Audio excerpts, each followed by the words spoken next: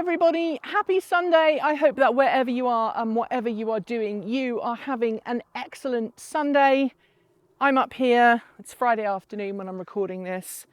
The garden is starting to give me signs that it will soon be autumn, which is a bit of a shame because I have a tomato plant here with loads and loads of tomatoes on it, but they're all still green.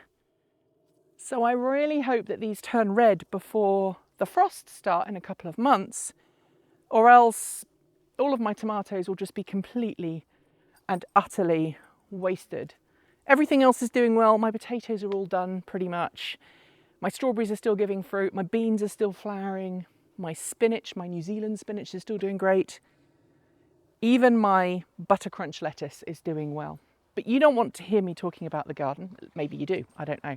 I've got some pickling cucumbers here that need to be taken care of tomorrow.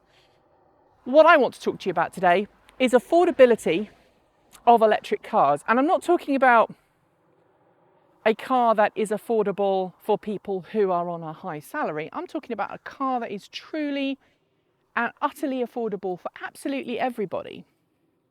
This week, I've covered the Lucid Air.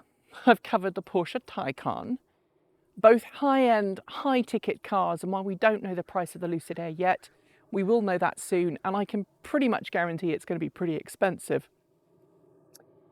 And obviously we have cars like the Tesla Model 3 and the Tesla Model Y, which I'm sure a lot of you are already angrily pointing out is totally affordable, but it's not really, is it? Let's be honest. For most people, spending $30,000 or $40,000 on a car is too much. I'm talking about cars that sit in the 20 to 30 or maybe even lower price point. And I'm wondering how long it's going to be before we get an affordable car that is good, that also happens to be electric. Now, I'm sure some of you know that Candy Technologies has just brought the K27 to market and the K23 to market, and they're low-cost electric cars. I don't believe any deliveries have started yet. But they're low-priced Chinese imported cars. And so far, we've not had a lot of success with cars like that. So the jury is out really as to whether it is affordable or not at this point. And I would love to know what you think. Whether that car will actually be any good, whether it's going to be like all of the Chinese-made electric cars or really super budget cars that came before it. You know, it'll work fine for a year or so and then it'll break and the car company doesn't have the dealership network and therefore they'll just become eBay items in a couple of years. And there are so many car companies that went before that are in that position.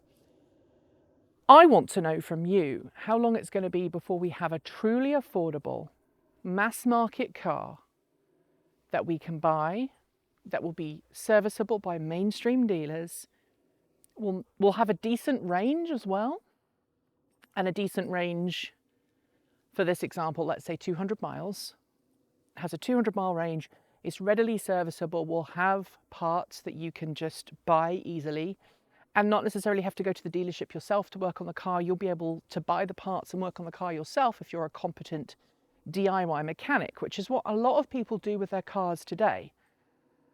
We spend a lot of time focusing on new cars, but the reality is that a lot of people have a used car that's got, 5 or 10 years old that they can keep running and keep using and repair as they go. I want to know from you how long it's going to be before we're at that position in the EV world. I don't think we're there yet. I've been checking out, the cost of EVs this week. Used EVs in the US, you can now get a Nissan Leaf for between $5,000 and $7,000. You can get a used Smart for 2 electric for about $5,000 to $7,000, and you can buy Mitsubishi i-MiEVs for between $5,000 and $7,000 US. But they're all cars that will, certainly the Mitsubishi and the Nissan, that will have battery packs that are on the way out, that won't necessarily be well supported by dealerships or even well supported by third-party providers. I want to know how long it's going to be before that is the case. And I personally think we are going to see at least another 10 years before such a model exists. And that makes me kind of sad because I firmly believe that electric mobility is something that everybody deserves. And I believe that electric mobility can actually help lift people out of poverty because they don't have to worry about fluctuating gas prices.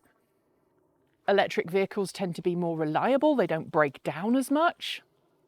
So once you've actually got into that ecosystem of ownership, you can save yourself money.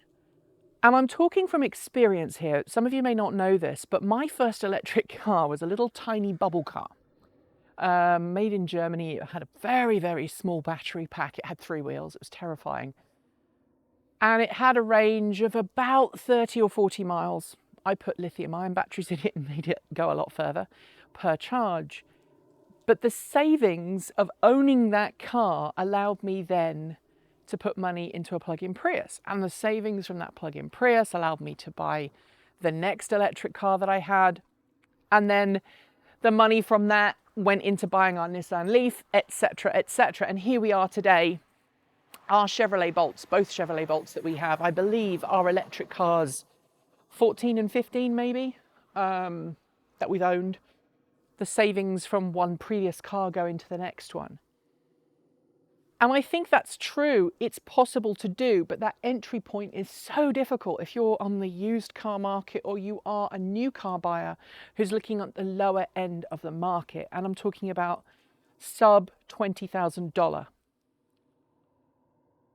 I don't think we have any vehicles yet that really are truly affordable for the majority of people. And people go, yes, but the mean price for a new car is $30-something thousand. And you'll be right. Yes, the mean price for a new car is $30-something thousand. But you have to remember, most people are not buying new cars. And the people who are buying brand new cars are often people who are self-employed and they're buying pickup trucks. They're not buying necessarily cars. They're buying pickup trucks and they're writing that off as a company expense. So the way we look at car purchasing, the way we look at the market is very screwed. And when people, I mean, just to throw in here, a lot of people going, yeah, well, Tesla's doing great. It's selling, still outselling all these other car companies, still outselling other brands, even though the tax credits are no longer around. And the sad reality is, if you are buying a Tesla, you're probably upper middle class. You've probably got that extra money sitting in the bank or have the credit that enables you to buy that. And a lot of people don't. A lot of people are just stuck in that I cannot afford to buy an electric car because it's just so expensive. And those who do buy are buying cars that have limited ranges. I have a friend who went on a road trip this week and they got in trouble because one of the charging stations was offline and the other one, they were somewhere where there wasn't DC quick charging. They got in trouble because they'd arrived with a low state of charge in a car that only shipped with 70, 80 miles at the factory. And around town, they're doing great, but out in the country, they got in a muddle. And the charging station, the first charging station they went to had a power cut. And the second charging station they went to was attached to a hotel, and the hotel refused to let them charge, which in a pandemic is just, that's another topic for another discussion. But that person is a bit like me. They're a bit bonkers and they like EVs and they were willing to make it work. And they were able to drive to another charging station, 10 miles away and just about make it by hypermiling like a mofo and getting there. But your average consumer is not going to do that. And so that's where kind of the 150, 200 mile minimum range comes in.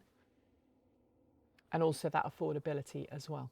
So leave me your thoughts in the comments below. Let me know when you think that's all going to happen. You can see the chickens, I hope, in the background having their bath, because that's what chickens do.